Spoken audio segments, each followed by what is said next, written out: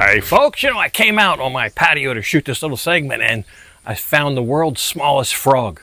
That's right, I'll show you. He would fit on top of a nickel. But anyway, welcome to rural Thailand. It's that time of the season again. Basically, the time of year when foreign journalists come here in search of a story. They're not really in search of it. They've already prefabricated it. And it's a sensationalism piece on nightlife. Nightlife is a thing here. I mean, if you didn't know that, I'll go ahead and break the news right now. I don't know that anybody ever came here and said, "Gee, I didn't know there was nightlife. Had I known there was nightlife, I probably wouldn't have come." I don't think that's the case. And I realize there are people that come here specifically for the nightlife, to enjoy it for whatever reason. Even though it is a small thing that goes on here, it's not the sensational dark underbelly that these journalists make it out to be. I think the last go around, we had Germans here from Germany who did big sensational hit pieces, and this time around, just this last week, was I believe from the UK. It's always the same. They give you a flash of a beach or something nice, and then it's this big dark dramatic underbelly of nightlife, which I got to be honest with you, the other news I'll break, it's not like it was 20, 25, 30 years ago. The nightlife was a lot more maybe undulating than it is now. It's much tamer. You'll hear people all the time, those that are well versed that have been here or coming here for long amounts of time, that they'll say, it's not the same. It's not. It used to be maybe something more worthy of an expose, as they call them, exposing. Now, not so much, and I think everybody knows it. These people come, they will lie and deceive people to fulfill the end of their means, which is the story of the darkness. And I've actually had to tell people, I have friends in the nightlife business here, and I've had to tell them, hey, don't let these people anywhere near your venue. Regardless what they say, they're not here to help you or promote you. They're here to make you basically look like a jerk-off. Every time we have a round of this, new people have to learn that lesson. They could do the same story without ever leaving home, without ever leaving the UK or Germany or the US or wherever. They could do the same story. In fact, even maybe more compelling in their own community. But they know there's consequences that come with that, where here they can come here, fly halfway around the world, and the idea is they leave those consequences behind here and they don't follow them back home. Maybe there's some truth to that, I don't know. But it does show the country in a bad light. There's people here that depend on tourism dollars for their living, for their food, everything. And when these hit pieces kind of come up, it might cause some people to, pause and say, I don't know if I really want to take that trip to Thailand, not because I didn't know about nightlife, because now when I tell my friends and family where I'm going, they're going to watch a piece like this and think that's all there is there, and that's why I'm going and I'm some kind of deviant. So they do have a damaging effect to the country, and I think specifically to the tourism industry. There are a million stories here that have not been told, or have maybe they deserve to be told again or in a different way, because there's things here constantly that are different from the way things are back in whatever Western country you're coming from. And we'll look at that today. I'll just take you on one little adventure. We're going to get ready and go out here after lunch today, and we're going to go to a little bit of an agricultural scenario that's right here in our neighborhood. I'll show you something, because really that's what this is all about. And that's kind of why they want to show the nightlife and that sort of thing, because they think it's different than what they have in their country. But there's so many things different. Anyway, we'll go out and I'll show you, and maybe just a better idea to explain Thailand rather than exploit it.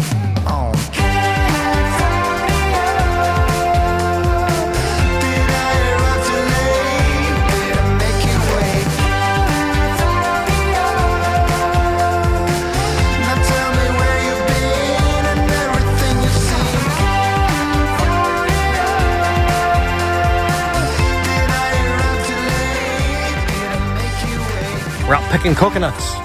This lake, it's only about 200-300 meters from our house. It's just surrounded by coconut trees. So it's not like one at a time, it's like a whole bunch that come down, usually about 5 or 6 of them in a bunch. If you're cutting down, that'll be like a whole group of coconuts. Oh ho! So this could be a new source of coconuts for us. I drink a coconut every day. So one of those big green nuts every day. So we go to the market, we usually buy them for the week. So we'll buy 7, sometimes we'll buy 10, but it just depends if they're a good price or not. But lately, right now, low season, given the current climate, ants, there's ants out here. We're getting 10 or 15 baht per coconut at the market. So sometimes we can just about always get 10, but a lot of times Lon will look at them and say, that's not going to be sweet. It's going to be a bitter. It's going to be sour or whatever. So we'll step up and pay the 15 baht, which is close to, I guess, about 45 cents or something for a coconut. So, but I remember leaving Pattaya to move here, and it was coming down off high season. It was, say, in the spring. And coconuts, even at the market, were 50 and 60 baht. It was like the high, that's what you used to pay like out on Beach Road. 50 baht or 60 baht to drink one, have it brought to your beach chair on the beach. Okay, that's kind of a value in there. But at the market where you're loading them yourself, you're peeling them yourself, opening them yourself, refrigerating them yourself, etc., usually expect to pay no more than 20 baht, maybe sometimes 25. It really got out of hand for a while. But now it's kind of overcorrected. I still maintain, even during high season, there are more coconuts in this country than they can possibly sell. They probably don't even harvest. I would say probably 30% of them go unharvested. Because I'll walk by, I'll see, even right here I'm looking, I can see coconut trees. The coconuts have basically died on the vine. They're brown, they're all shriveled up, and nobody's picked them. Nobody's picked them because it's a lot of work, as you can see back here, and not a lot of pay. Although, I don't know, to spend an hour back here and gather about 30 nuts at 10 baht a piece, well, that's what, 300 baht? That's like a day's pay here.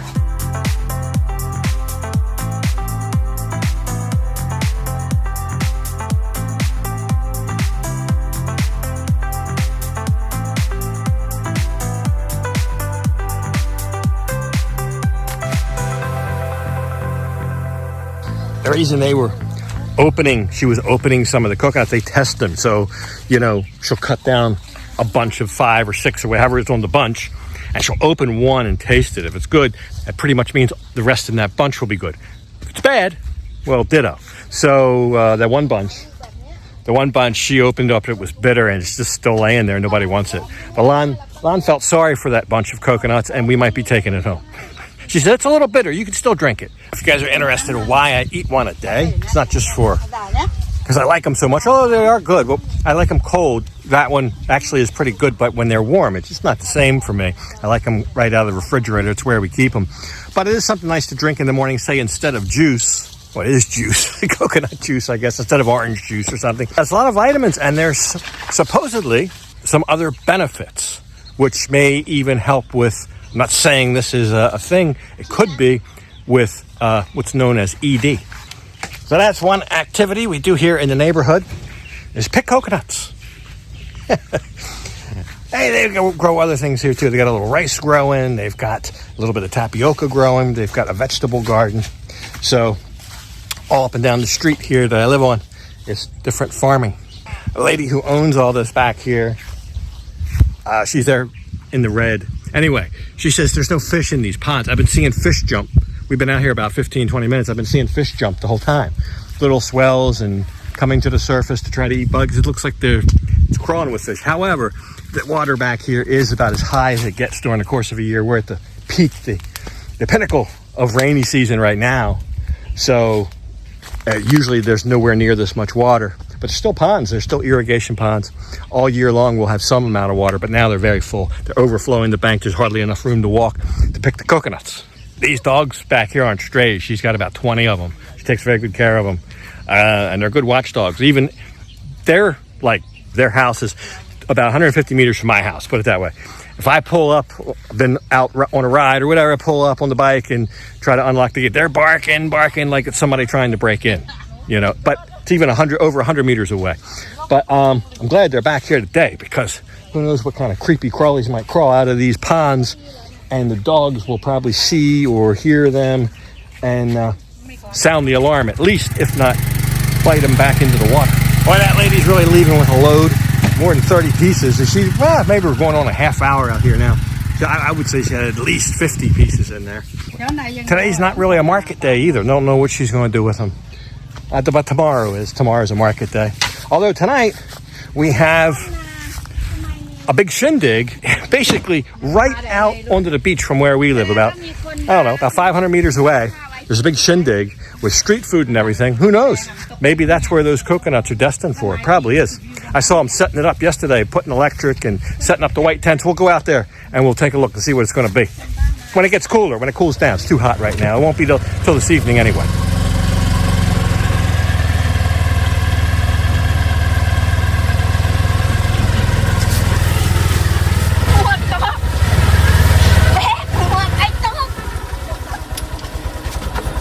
As soon as we roll out, Lon's hat blows off. Or got hit by the roof of the siding. I'm not sure. I was going to keep going. A little muddy through here. A little muddy. That's all the rain we've had. All this mud. A week or two, it'll all be dusty and dry and blowing around. All right, we'll follow these coconuts from farm to plate. There are issues, though. This is one of them. Look at all that muddy goodness we've got to clean up. But anyway, soon enough, it got later and cooled down, and we ventured out to the beach.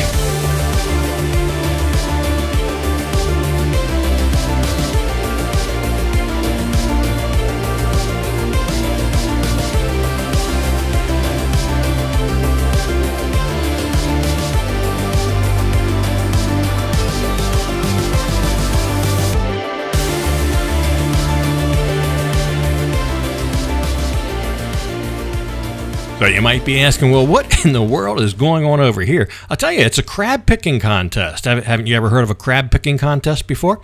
You start with, they steam the crabs first, and then you get, I think, 2 of them on a plate, and you've got to pick them, and you're racing against some others. So here's a lady in the orange apron there. There's a blue apron, a red apron. Okay, so they're all picking. They're all on the clock. They make this rather festive. So although, I mean, I can't imagine anything more boring watching somebody pick crabs, maybe watch paint dry, but they do kind of spice it up a little bit, if you know what I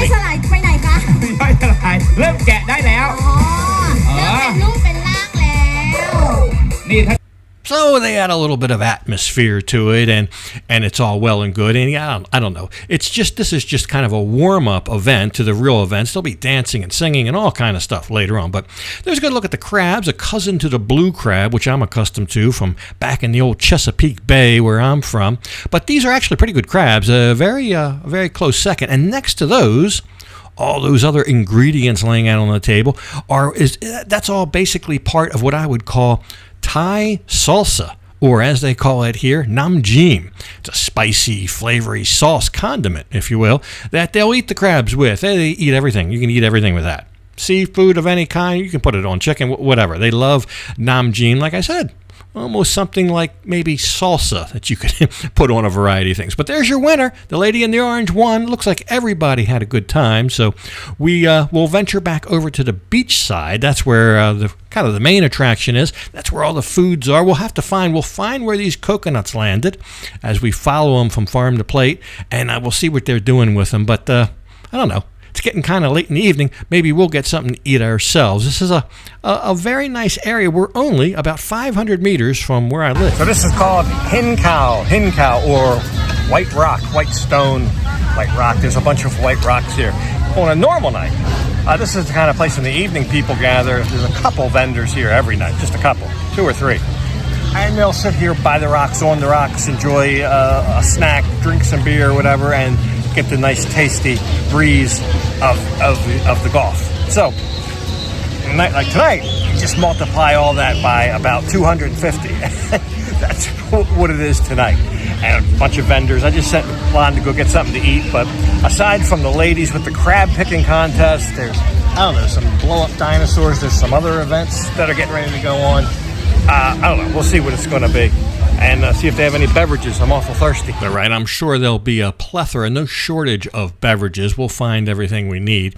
I did see some rather interesting things going on here other than the crab picking contest. Look at these guys. Now, the one looks like a guinea pig, the one here in the foreground with the hair, but these kind of real short hair, almost bald, they look like rats. They kind of look like run-of-the-mill rats, or maybe just like some kind of special rat. I'm not sure those are guinea pigs. They could be. Maybe they're like shaved guinea pigs. I don't know, but they're sitting up on these pedestals, these stools, and they're not like on leashes or anything. I mean, they just sit there. They don't try to jump down or escape or run somewhere, and God knows there's a million places they could just scurry to and be gone. You probably never find them amongst all the white rocks and everything. There's baby rabbits, and I think there was goats, so a bunch of that kind of stuff going on. We'll see what there is to eat. I did see some fried chicken. There you go, that green one over there, halal fried chicken. I guess that's from southern Thailand. But you find those vendors from southern Thailand all over the place, and this one's no exception. So I'll get some of the fried chicken. I'm in a fried chicken mood today. I was sitting down there where I just did that segment, and Lon was out getting. She came back with these cheese fries. There they are. But I don't care for that cheese. It's not like real cheese. It tastes like it has sugar in it or something. I don't know. So I got the halal chicken that comes with some rice. We will eat that.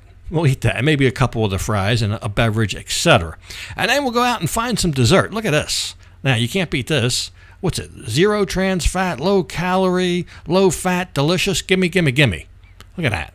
Look at that big guy. 35 baht, so about $1, just a shade over $1 for that big piece of goodness. You know, we never found where the coconuts came from yet. Don't worry, I'll get back on the job. Just distracted with all the food. But you see this pavilion up here on the right? Here we are.